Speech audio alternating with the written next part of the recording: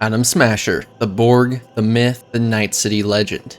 A towering cyborg with little humanity left to be seen, not that he had much in the first place. He's defined by his lack of empathy, full Borg conversion, nightmarish appearance, and lethal approach to missions. It's clear why he's been nicknamed the NC Boogeyman. With the addition of the 2.0 update, it's now easier than ever to be an Atom Smasher 2.0. Yes, that works as a reference to Ha! Makes you Adam Smasher 2.0 chum. Adam who? and the update. 2.0 introduced various overhauls to combat, cyberware, and much more, all of which we will be utilizing to try to match Smasher's level of power, something not previously possible. While we still can't one-for-one match the full Borg conversion, we can get pretty damn close. So today, I will be going over everything you need to become Atom Smasher, including weaponry, cyberware, and skill tree attributes. You'll even be able to match his unique brutality, with an unrivaled range of dismemberment and civilian casualties. If you'd like to keep up to date on Cyberpunk's vast lore, gameplay, and overall future, I suggest subscribing to my channel and checking out my other content. Everything will also be timestamped down below for an easier viewing experience. So, let's begin. So to start with, I want to cover what I find to be a core component to Smasher, his equipment. Within 2077, we find that Atom Smasher uses a retractable arm cannon, missile launcher, and Mk31 HMG. To firstly match the retractable arm cannon, we obviously can't get any sort of cyberware that would mimic an arm-mounted shotty, so we go to the next best thing, a heavy-hitting shotgun that will do the same damage to the unfortunate soul in front of it. For this build, we are going to use the Mox shotgun, a variant of the Budget Arms Carnage and close relative to Rebecca's Guts Shotty. While in technicality, any of these shotguns in close proximity will do you justice, I find the Mox to be the most versatile and useful to this build, just overall recreating the hard impact of an arm cannon. Next is a task that, while still impossible to match one for one, is actually much easier to reproduce the effect of.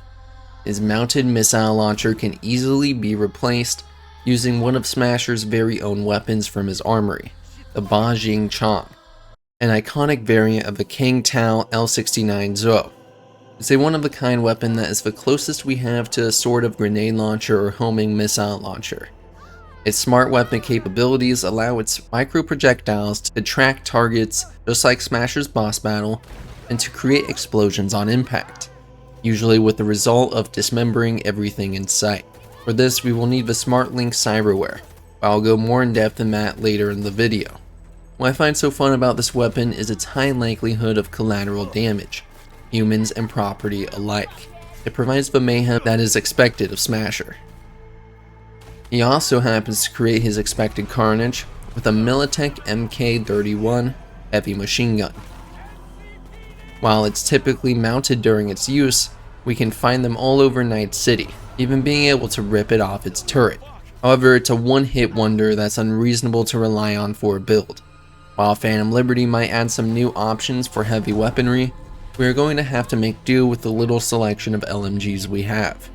That's alright though, as the Defender LMG is perfect for this task, providing us a high ammo count and heavy hitting weapon that's bound to tear targets to shreds.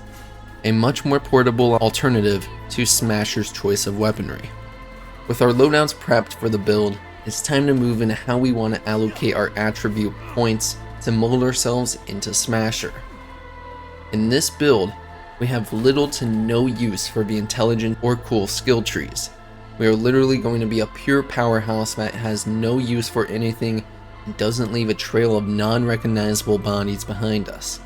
So we will be hitting 20 points on body, reflexes, and tech, tossing the leftover points in a cool for the additional crit damage. Since we won't utilize net running, we don't have to touch intelligence. Starting with the strength attribute, we will want to prioritize the center and right trees, starting with Painkiller, that allows us to heal during combat. Since this is a high lethality and in-the-face build, we will be wanting all of its branched perks, including Dwarf Head, that provides a 100% mitigation chance for 2 seconds when we use the Blood Pump Cyberware, It just makes sense to have, as Blood Pump is one of the best healing items in 2077. Down the line, we can unlock Adrenaline Rush. In the Adrenaline Rush mode, Blood Pump is further improved by giving us upwards of 50% max health, indicated by a yellow bar that will absorb damage and decay over time. Since we want to make the most out of this mode while we have it activated, collect all of its connected perks, giving us more time, movement, damage, and even immunity to movement penalties, and effects such as knockdown or blinding. Collecting the Legend perk then gives us 20% health item recharge after neutralizing an enemy during Adrenaline Rush.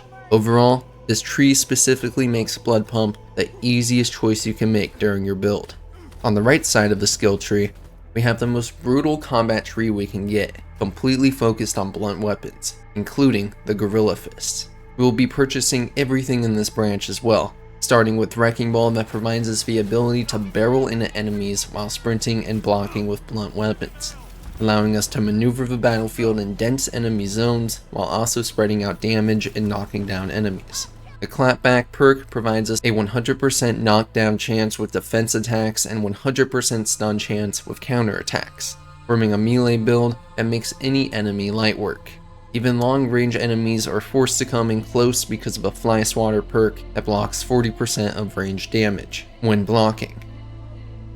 Moving upward, we get the next game-changing ability that will be causing the most damage to crowds of enemies in surrounding areas. Quake allows us to slam our blunt weapon into the ground, thereby damaging and staggering nearby enemies within range. It can even be performed mid-air and further improved with the Epicenter perk that scales the damage and the area of effect to your full speed and distance. So the higher the platform we jump from, or when using double or charge jump, Quake is even more deadly, recreating the infamous Smasher Stomp everywhere we go, just this time with our fists.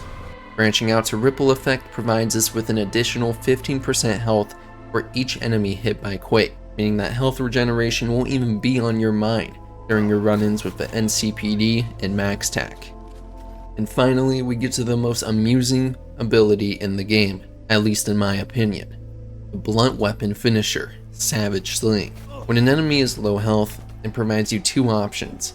Press F to finish the enemy with a brutal dismembering attack that restores 20% health, or hold F to throw the enemy instead, killing them and causing chaos wherever they crash into.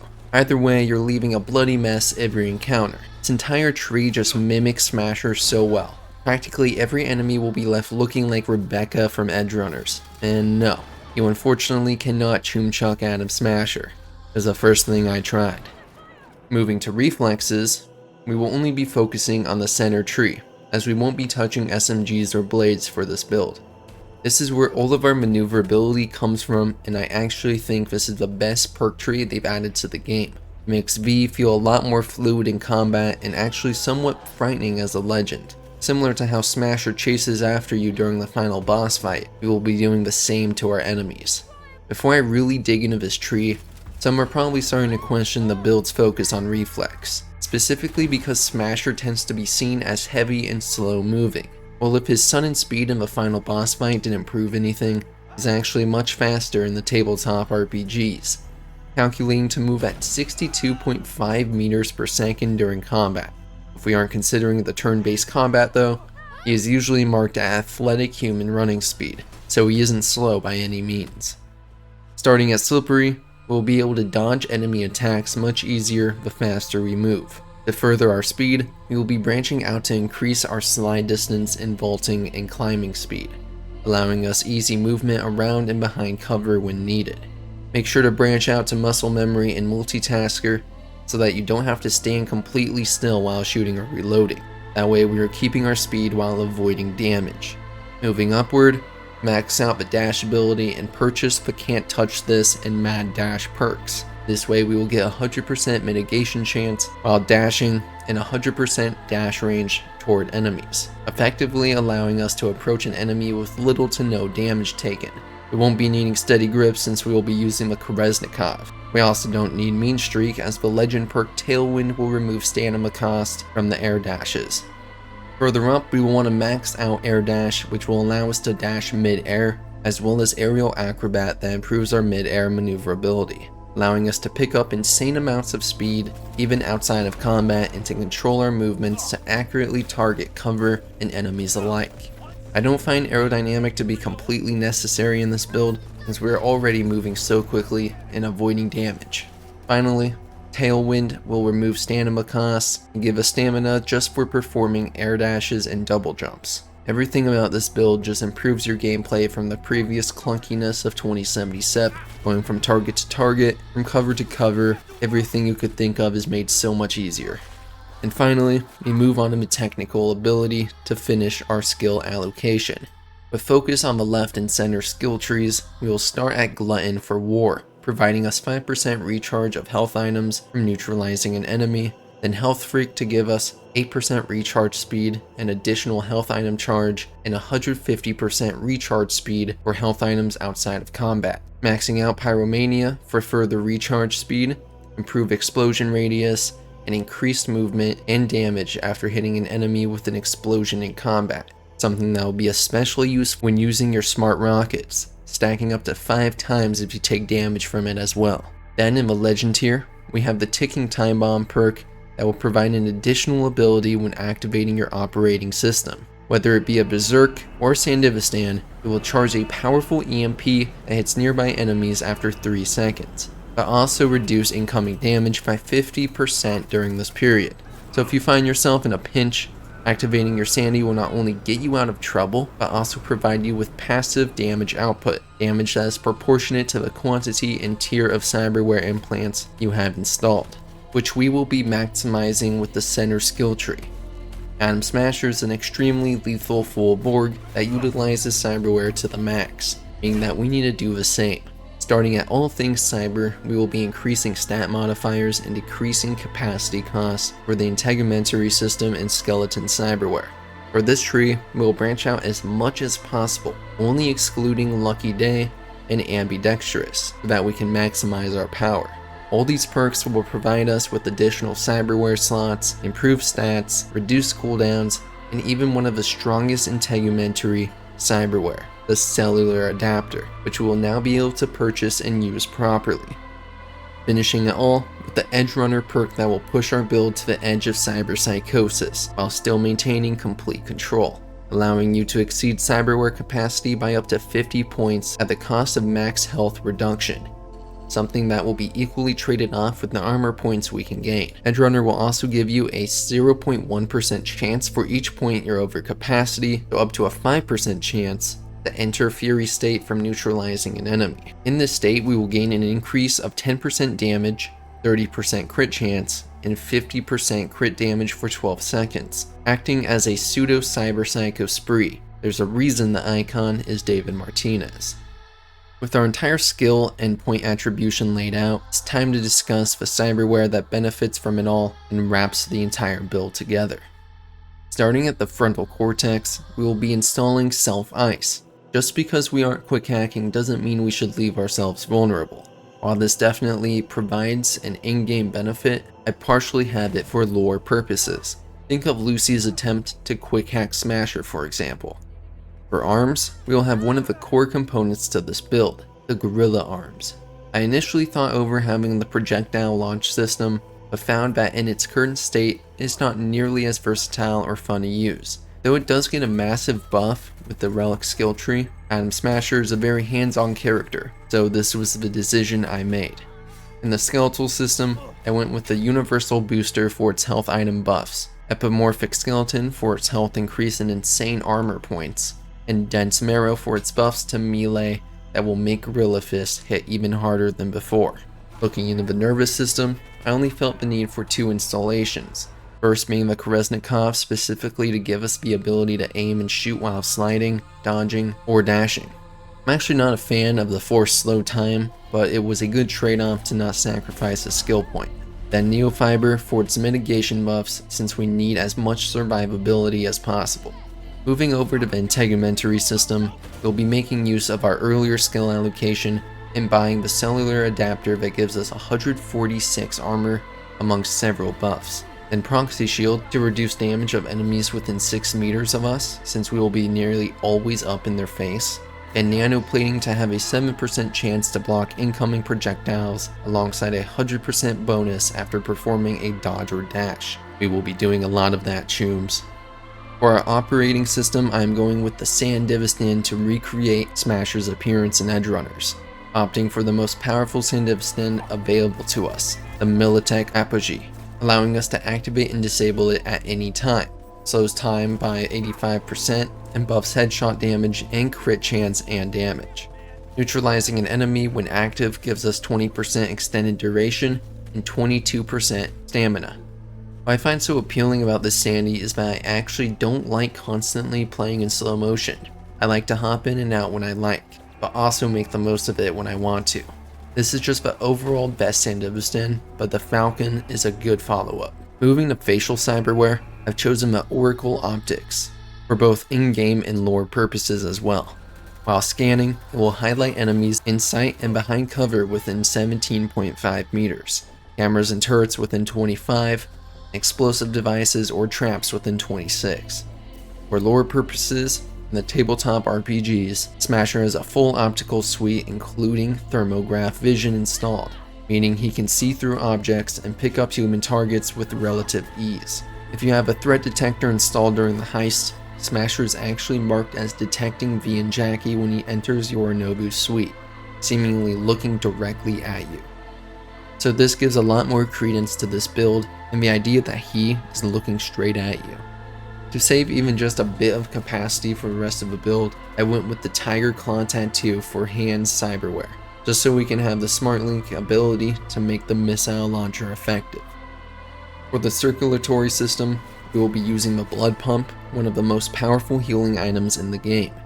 Heal on kill to keep us alive in the middle of enemy crowds, and Micro Rotors to increase our melee attack speed.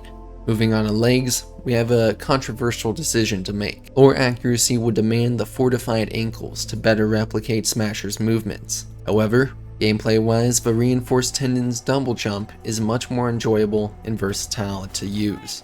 So really, it's up to you for this decision. Fortified ankles will make up less capacity and provide more armor, while reinforced tendons will take up more capacity and use less armor, just providing you with better movement. And that is everything you need to become your very own Adam Smasher 2.0, chooms. The new overhauls have given 2077 a second wind, and so much more variety than previously. I'm having a lot of fun just trying out different abilities, so I hope you all are enjoying 2.0 just as much as I am. Phantom Liberty is arriving extremely soon, so I will be live streaming its entirety right here on YouTube. Let me know all your thoughts on this build down below, as well as any feedback you have. This is my first time with a build video, so I'm still learning. A huge thanks to all my channel members up on screen.